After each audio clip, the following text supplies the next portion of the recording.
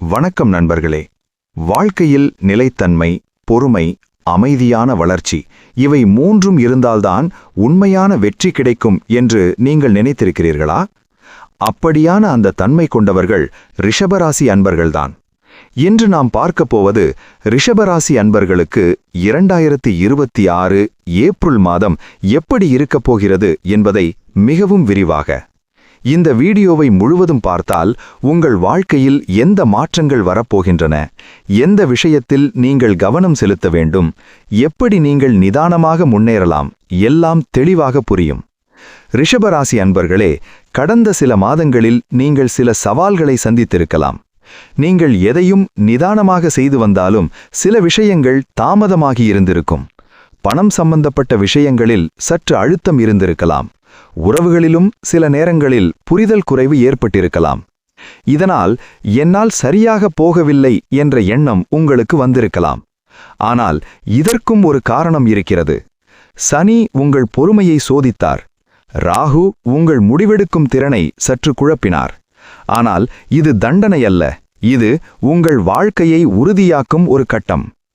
இந்த ஏப்ரல் மாதத்தில் கிரக நிலைகள் மெதுவான ஆனால் உறுதியான முன்னேற்றத்தை தரும். சூரியன் உங்கள் 12வது இடத்தில் இருப்பதால் சில விஷயங்களில் நீங்கள் அதிகமாக யோசிப்பீர்கள்.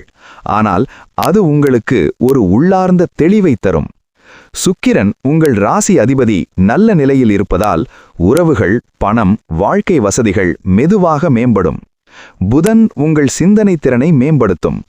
ஆனால் சனி இன்னும் சோதனைகளை கொடுப்பார். ராகு சில அன்எக்ஸ்பெக்டட் செலவுகளை தரலாம். இதனால் இந்த மாதம் ஒரு முக்கியமான உண்மை: நிதானமாக இருந்தால் வெற்றி உறுதி. வேலை செய்பவர்களாக இருந்தால் இந்த மாதம் உங்கள் உழைப்பிற்கு மெதுவாக மதிப்பு கிடைக்கும். உங்கள் திறமை வெளிப்படும். ஆனால் உடனடி பெரிய மாற்றம் இருக்காது. சில நேரங்களில் வேலை அழுத்தம் இருக்கும். ஆனால் நீங்கள் அமைதியாக செயல்பட்டால் அதை சமாளிக்க முடியும்.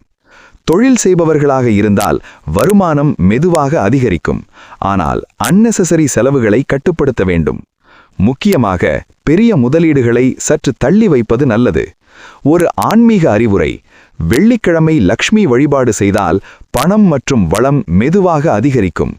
காதல் வாழ்க்கையில் இந்த மாதம் மெதுவான முன்னேற்றம் இருக்கும். நீங்கள் உங்கள் உறவுகளை மிகவும் மதிப்பீர்கள். இதனால் உறவுகள் நிலையாக இருக்கும்.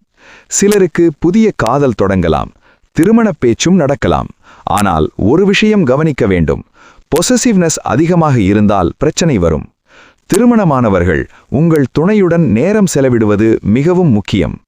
வெள்ளிக்கிழமை தெய்வ வழிபாடு செய்தால் உறவுகள் இன்னும் வலுப்படும். குடும்பத்தில் பொதுவாக அமைதி இருக்கும். உறவுகள் நல்ல நிலையில் இருக்கும்.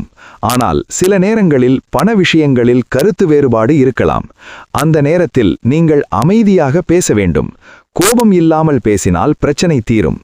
வீட்டில் தினமும் தீபம் ஏற்றுவது ஒரு நல்ல ஆன்மீக சூழ்நிலையை உருவாக்கும். உடல் ஆரோக்கியம் பொதுவாக நன்றாக இருக்கும். ஆனால் சோர்வு, தூக்கமின்மை சிலருக்கு ஏற்படலாம். அதனால் நல்ல உணவு, நல்ல தூக்கம் முக்கியம். சிறிது உடற்பயிற்சி செய்யுங்கள்.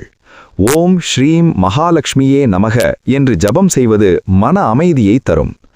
இந்த மாதத்தில் நீங்கள் வழிபட வேண்டிய தெய்வங்கள் மகாலட்சுமி, விஷ்ணு, முருகன். உங்கள் குலதெய்வ வழிபாடும் அனுதினம் இருக்க வேண்டும். மகாலட்சுமி வழிபாடு பண வளத்தை தரும்.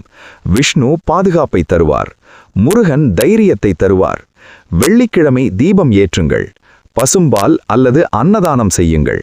பெண்களுக்கு உதவி செய்வது மிகவும் நல்லது. இதற்கான காரணம் உங்கள் ராசியின் அதிபதி சுக்கிரன். அதை பலப்படுத்தினால் வாழ்க்கை வளமாகும். ரிஷபராசி அன்பர்களே, இந்த மாதம் உங்களுக்கு நிலையான முன்னேற்றத்தின் மாதம்.